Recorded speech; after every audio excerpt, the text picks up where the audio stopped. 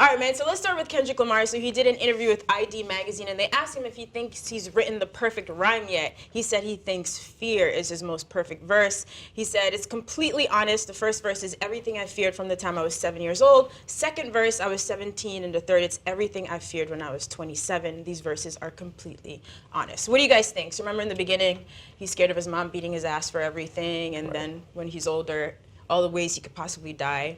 Is that Kendrick's best? Are those his best verses? You know, from what an artist thinks about their own art and what we think is two different things. And then to him, it might be his best verse. To me, I don't think it's his best one. I think I've heard other verses. I'm like, yo, he really went in on that verse. So, I mean, for me, I don't think it is. But if he thinks it is, I mean, how can we debate that? Okay, from a personal place. Where would you guys rank it in your favorite Kendrick verses? You know, I don't know what my favorite Kendrick verses are. I never really thought about that. Because I like most of Kendrick's verses. It wasn't until I saw this question where I was like, all right, well, let's think for a minute. I feel like Knife. If that's what he feels are his greatest verses, then who the fuck am I to tell him differently? But he's had so many standout verses that, you know, I could see somebody not putting that in their top 5 Kendrick verses. And not putting that in their top 5 Kendrick verses while ignoring all, because it feels hype beast to say certain shit that's very popular. Like if you mention like his Control verse, like I think that's like kind of like damn hype good beast, verse, right? But it's a great verse. Yeah. But there's a ton of other verse. I mean, he got a verse, his verse on the bitch on Kill My Vibe remix. That was great. I think, which verse on King I don't even Kunta? know what Kendrick's best album is. Like, when it comes to people that are this capable, I don't know what his best. His output is normally high. Yeah. So I mean, I don't know. When it comes to him, I do not know. I haven't even thought about it.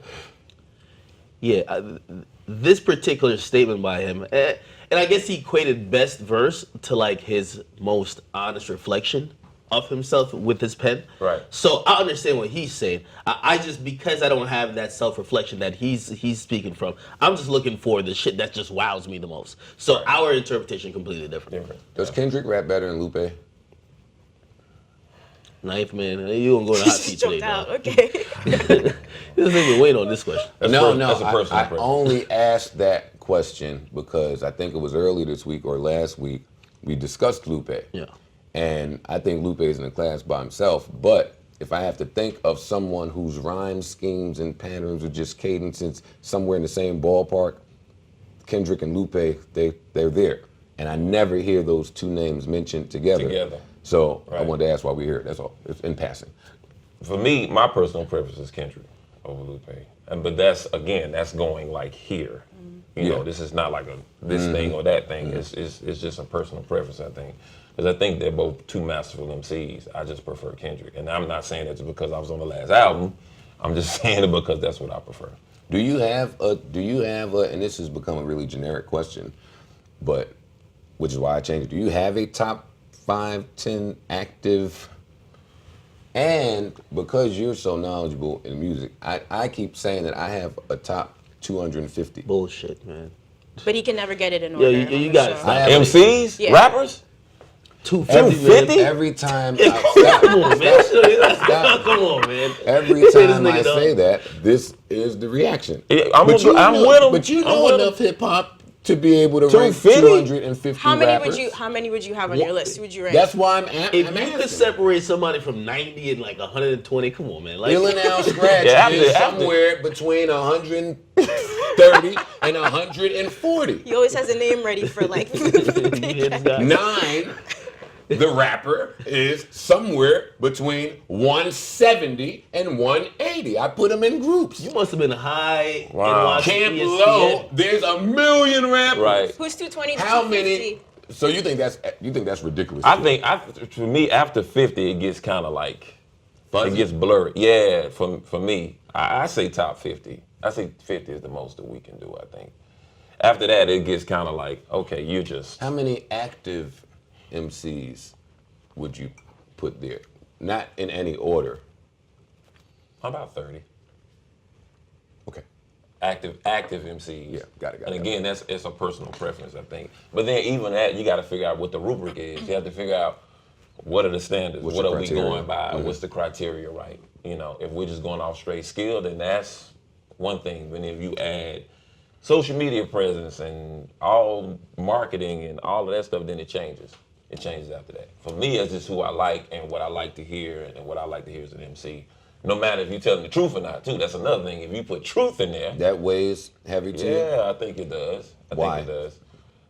I Plenty think of it's liars, authenticity. lying rappers that are great. Liars. Right. And they're great. They Right. lie, but I mean, Well, I mean, we have to see what's lying. I mean, if you're telling a story, if you're telling somebody else a story and you decide to put it on paper, it's one thing. If you are just telling just straight lying, say Fiction. you did this and did that, it's something else. If you're a reporter, like Nas on Illmatic was a reporter, what he saw outside his window. So if you're that, that's fine. But if you're saying I'm doing this and I'm doing that and I'm doing this, I'm doing that, and then you're not, then that's something else. But still, if it sounds great, I don't care, man. For me, at the point, it sounds great. that exists even in today. this digital era? Yeah. Today? I think these niggas can get away with saying anything now. I mean, you can get away with saying, don't mean they ain't lying. I mean, because if you judge by their Instagram feed, I mean, we looking at niggas' highlights. We ain't looking at niggas' failures. You know what I mean? When you're looking at a personal highlight reel all the time. So if you're looking at that, then it's it don't mean they ain't lying. Interesting. Good point. Right?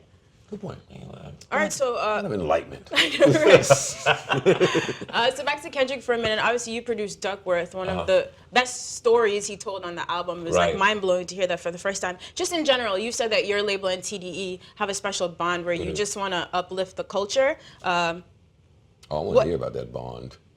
Tell me more about this union. This unity bond between No, I mean, you Jammer have and two of TDE. the best labels in the game, and it's like you guys seem to be focused on your artists and you move as a unit. So it's nice that there's that unity between the labels as well.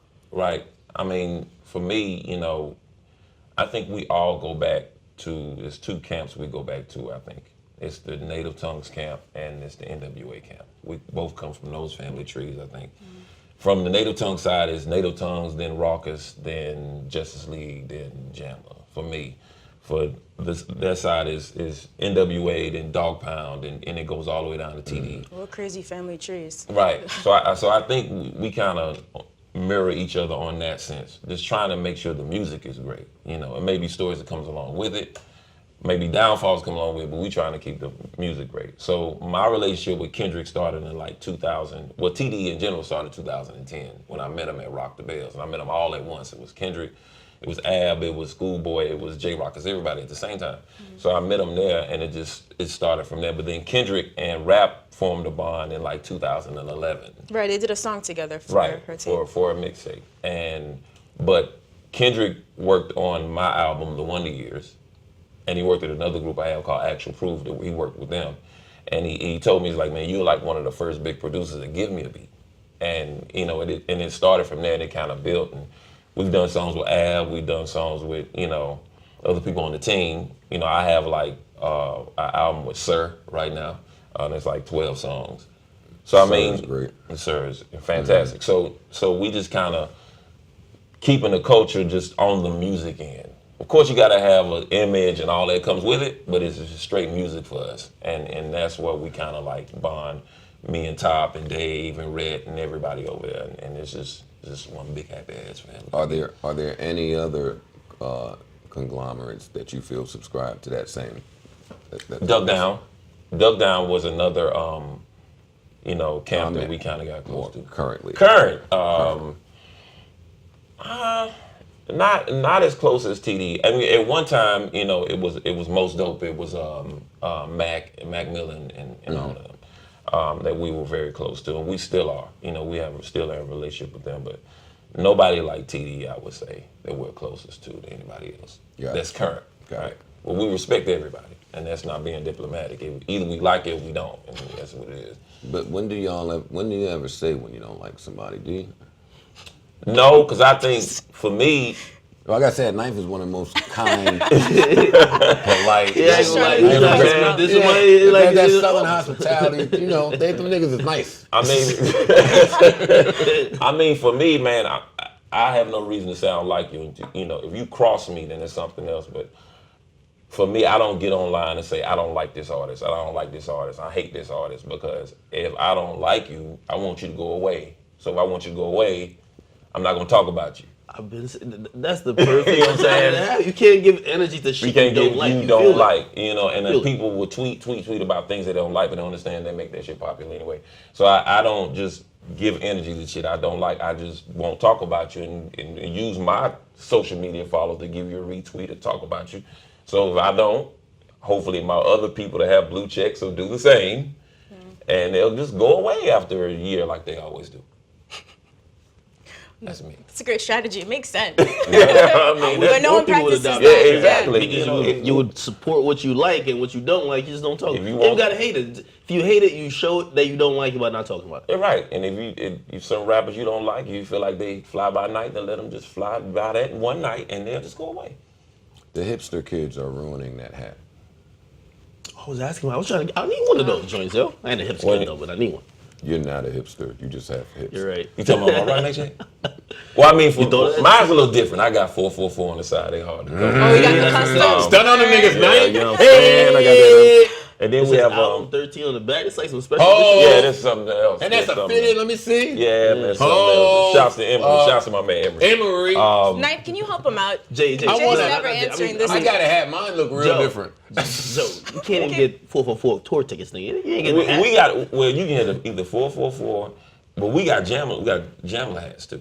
It's Rock Nation and Jamla on the sides. I can get you one of those. Yeah, One of let's those? Camel hook you Candy? up. Yeah, we got those.